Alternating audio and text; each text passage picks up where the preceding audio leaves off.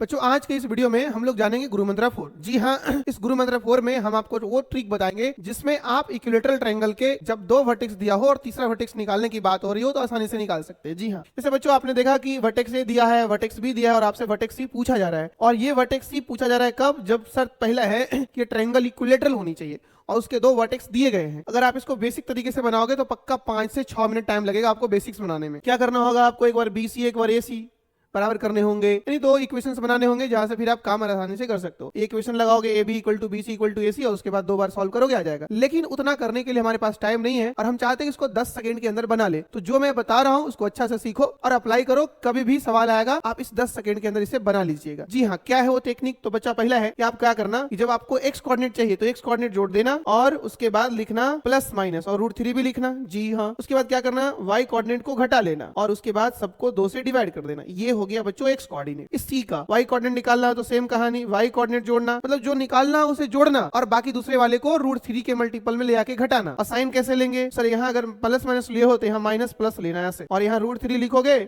और this is y1 minus y2, नहीं यहाँ पे होगा बच्चों x1 माइनस x2। और क्या कर देना? नीचे पूरे को 2 से डिवाइड कर देना। यही मैंने ऊपर लिखा है। और यहाँ ऐसा होगा कि जब इसका प्लस लोगे तो यहाँ से माइनस उठाना, फिर अगला बार यहाँ से माइनस उठाओगे तो यहाँ से प्लस उठाना, ऐसे उठाओगे, यानी दोनों का ऊपर वाला दोनों का नीचे वाले। तो C का 2 वैल्यू आएंगे। जी हाँ, 2 वैल्यू होगा बच्चों। आप समझ गए होगे? अगर समझ गए होगे तो मुझे बताओ इस प्रश्न में कि इसका C मुझे चाहिए। और C कैसे निकालोगे? सबसे पहले आप वीडियो को रोक करके और सवाल को सॉल्व करो। सॉल्व करने के बाद मुझे कमेंट बॉक्स में इसका आंसर बताओ। जिस बच्चे से बनता है मुझे पहले आप आंसर कमेंट्स करें, और जिससे नहीं बनता वो देखो कैसे बनेगा। बच्चों मैंने अभी क्या सिखाया? मैंने सिखाया आपको कि यार ऐसा करो, जब भी तुम्हें कोई भी कोऑर्डिनेट चाहिए लेकिन ट्रायंगल इक्विलेटरल होनी चाहिए। अगर ट्रायंगल इक्विलेटरल नहीं है तो फिर ये फार्मूला मत लगाना। फिर उसके लिए जैसा ट्रायंगल होगा उस हिसाब से हम फार्मूला सोच रहे होंगे। ये फार्मूला लागू होगा केवल और केवल इक्विलेटरल ट्रायंगल के लिए। मैं बार बार आपसे कह रहा हूँ, नियम यह है कि जब आप इसका x कोऑर्डिनेट लगा लोगे तो इन दोनों के x कोऑर्डिनेट जोड़ना और प्लस माइनस √3 के साथ दोनों के y कोऑर्डिनेट्स घटाना। इसे मान लो तूने जोड़ा x1 x2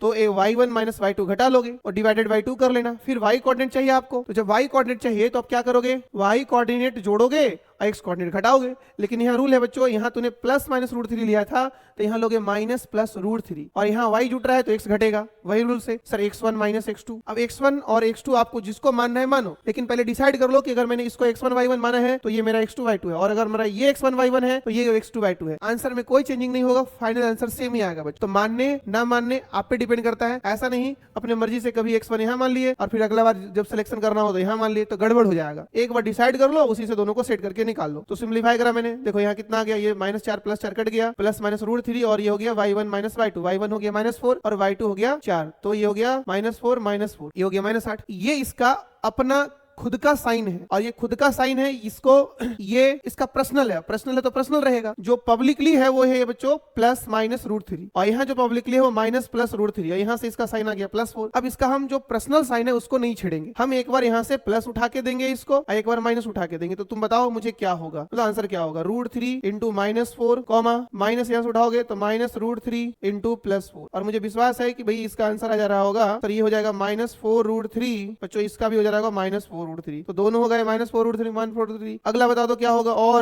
और बता दे।